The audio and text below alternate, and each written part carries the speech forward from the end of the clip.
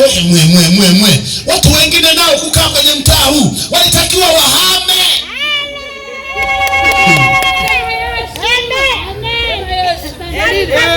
Tunaishi na wanadamu. Yaani kuna wanadamu wengine mpaka anafika mahali, wewe hapo ndipo ulipojenga, unakaa na watoto wako, unaona sema, unajua wewe hapa kufai kukaa, unatakiwa uondoke. Tumekutafutia uende kajenge kule, huu mtani wa sisi. Kwa jinsi hii Mungu amekuangalia mama, wanadamu wa kuzalau. Mungu amekuangalia kaka, wanadamu wa kuzalau.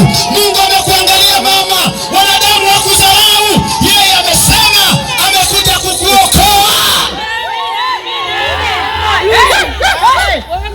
Yesu haokoi kama anavyookoa wanadamu.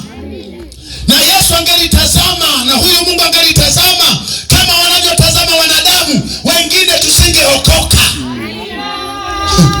Wana wanadamu wana sura. Hii sura hii inafaa kuokoka.